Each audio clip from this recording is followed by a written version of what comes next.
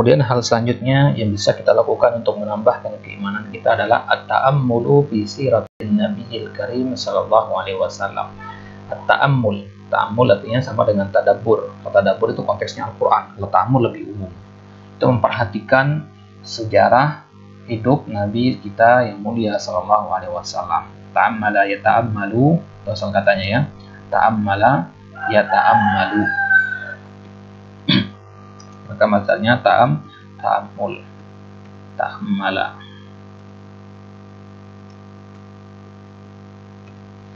Ta'ammala ya ta'ammalu, memperhatikan sejarah sirah. Sirah itu sejarah hidup Nabi SAW. Fa inna ta'ammula, karena sungguhnya memperhatikan sirah Nabi SAW, wa hadihi. Kenapa kita baca wa hadihi dapat pakai kasrah? Karena dia matub kepada siroti. Ya. Kenapa siroti kasrah? Karena ada fi di sini. Maka hadihi juga ikut matub dan karena adanya waw di sini. Wahadihi, kita memperhatikan juga petunjuk Nabi. Wa adabihi, adab-adab Nabi. Bagaimana adab keseharian beliau, adab ketika beliau keluar rumah, pergi ke masjid, adab salat, adab bermuamalah dengan tetangga dan sebagainya. Wa akhlaqihi, akhlak beliau bagaimana, ya. Wa muamalatihi, bagaimana interaksi beliau sehari-hari. Muamalah itu kalau ke bahasa Indonesia artinya bagaimana berinteraksi, ya, bagaimana bergaul.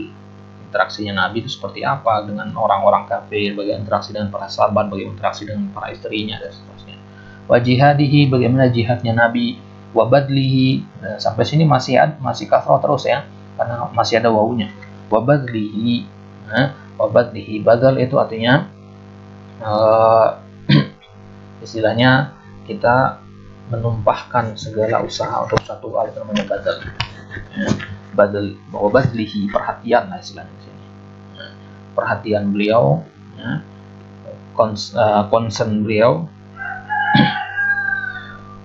terhadap sesuatu, ya, ihtimam beliau terhadap sesuatu, wa ataihi, dan pemberian beliau, wa ghairi dzalik, dan yang lain-lainnya. Itu semua harus diperhatikan.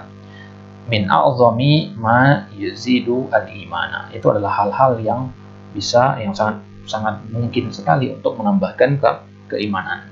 Walidha, oleh karena itu harasa, bersungguh-sungguh. Harasa yahrisu artinya bersungguh-sungguh, berijtihad. Maka sungguhnya para salaf rahimahumullah bersungguh-sungguh untuk ngapain? Ta'allumi siratin nabawiyah, untuk mempelajari sejarah Nabi, sirah nabawiyah. Wa ta'limiha, mereka juga semangat untuk ta'lim, mengajarkan. Perhatikan ta'allum dan ta'lim ya. Berbeda ta'allum dan ta'lim. Kalau ta'allum itu belajar, ya, antum belajar. Ya, kalau ta'lim itu mengajarkan. Antum sudah belajar, antum mengajarkan. Itu ta'lim berarti. Li abnaihim, untuk anak-anak mereka. Abna jama dari ibnun, artinya anak-anak. Mereka mengajarkan kepada anak-anak mereka. Wa ahlihim, mengajarkan juga kepada keluarga mereka. Ahlun artinya keluarga. Kama qala Zainul Abidin, sebagaimana dikatakan oleh Zainul Abidin. Zainul Abidin ini kunyah beliau ya, bukan kunyah, laqab beliau ya, Zainul Abidin. Kemudian Ali bin Al-Husain rahimahumullah. Ali bin Al-Husain, Ali putra dari Al-Husain. Al-Husain putranya siapa? Putranya Ali bin Abi Thalib. Berarti namanya sama dengan nama kakeknya, Ali bin Al-Husain ibn Ali, gitu ya. Ali bin Al-Husain ini gelarnya Zainul Abidin. Jadi Zainul Abidin mengatakan kunna nu'allamu maghaziyan Nabi. Ya, kunna nu'allam, kami itu diajarkan. Nu'allam, bukan nu'allim, bukan nu'allim mengajarkan, nu'allam mabni lil majhul. Kalimat negatif di sini. Nu'allam, diajarkan. Kami diajarkan maghaziyan Nabi. Maghazi itu artinya peperangan. Peperangan Nabi. Kami diajarkan sejarah peperangan Nabi, perang Khandaq, Uhud, Badar, itu diajarkan kepada Zainal Abidin, diajarkan oleh ayahnya. Kama nu'allamu suratan minal Qur'an, sebagaimana kami diajarkan satu surat dari Al-Qur'an. mengajarkan Al-Quran kepada anak penting apa tidak? Sangat penting sekali, bahkan itu yang paling utama. Selain itu, mereka juga mengajarkan sejarah Nabi, sama pentingnya dengan mengajarkan Al-Quran. Nah, itu menunjukkan kedudukan pentingnya belajar sirah di kalangan para salaf. Nah, jadi maghazi itu peperangan-peperangan Nabi yang Nabi ikuti maksudnya ya. Tapi kalau tidak diikuti oleh Nabi namanya sawari atau sariyah. Ya, kalau tidak diikuti oleh Nabi, misalkan Nabi hanya tinggal di Madinah, kemudian yang menjadi panglimanya para sahabat yang lain, itu namanya sariyah.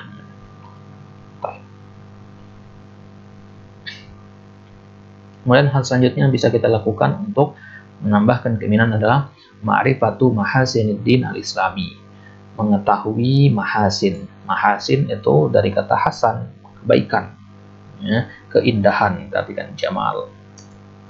Nah, jamalu ad-din, kita mengenali keindahan agama Islam. Faddinul islamiyu kulluhu mahasinu, maka agama Islam itu semuanya baik, dari awal sampai akhir Islam itu tidak ada yang buruk, baik semuanya. Yang membuat buruk, pandangan orang buruk kepada Islam itu karena pelakunya, personnya, bukan agamanya. Ya. Agama Islam itu adalah agama yang baik dari awal sampai akhir. Yang membuat buruk itu adalah orang yang tidak optimal dalam mempraktikkan ajaran agamanya sendiri. Baik.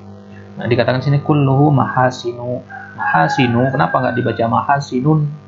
Nah, karena dia di sini mamnu minas saraf. Mamnu minas saraf tidak boleh pakai tanwin. Kenapa mamnu minas saraf dia?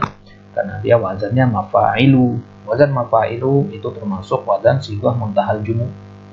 Sighah muntahal jumu termasuk mamnu minas saraf atau ismul ladzi la yansarif. In nazarta ilal ibadat, jika kamu melihat kepada ibadah-ibadah, salat, puasa, zakat, sebagainya, satajidu annaha akmalul ibadat wa ahsanuha, engkau akan dapati bahwa ibadah-ibadah itu adalah ibadah yang paling sempurna dan yang paling baik. Ya, tidak ada ibadah yang buruk, itu ibadah yang sempurna, pasti banyak sekali hikmah-hikmah di belakangnya. Ambil contoh saja zakat, misalkan. Itu adalah ibadah yang agung sekali, ya, karena hikmahnya banyak, diantaranya bisa mengentaskan kemiskinan atau menghilangkan kesenjangan sosial di antara strata sosial dalam suatu masyarakat. Nah, tidak ada istilahnya kesenjangan sosial lagi kalau suatu masyarakat memang mengelola zakat itu dengan baik. Itu saja contohnya satu, apalagi yang ibadah-ibadah yang lain yang lebih besar dari itu. Wa in nazarta ilal aqaidi, kalau kita melihat kepada aqaid, kepada akidah, aqaid itu jamak dari aqidatun. Nah, di sini kenapa kalau kita baca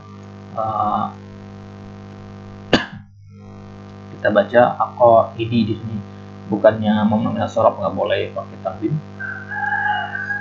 ya, ungkapan nggak boleh kasroh, misalnya kasrohnya dengan fathah. Nah, kalau di sini batal dia mau sorofnya karena dia di sini kemasukan alif lam, jadinya ilal aqaidi boleh seperti isim-isim yang biasa karena dia mafa'il, kan seharusnya kan menggunakan sorof mafa'il, sifat jumlah.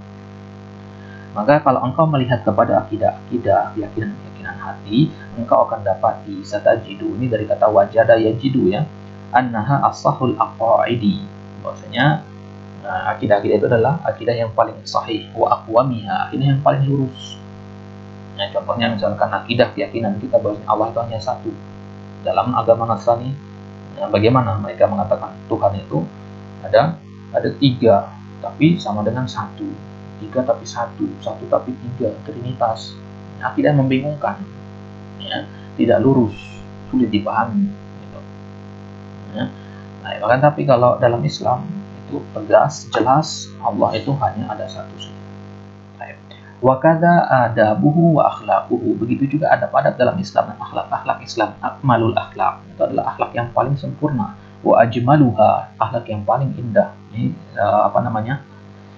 isim tabdil ya, ajmalu, akmalu, af'alu, itu pokoknya isim tabdil ya. Wa atyabuha, dan paling baik, kama qala ta'ala al-yawma akmaltu lakum dinakum wa atmamtu 'alaikum ni'mati wa raditu lakumul islam madina, pada hari ini telah aku sempurnakan bagi kalian agama kalian, wa atmamtu 'alaikum, aku sempurnakan atas kalian nikmatku, wa raditu lakumul islam madina, dan aku ridho Islam itu menjadi agama kalian.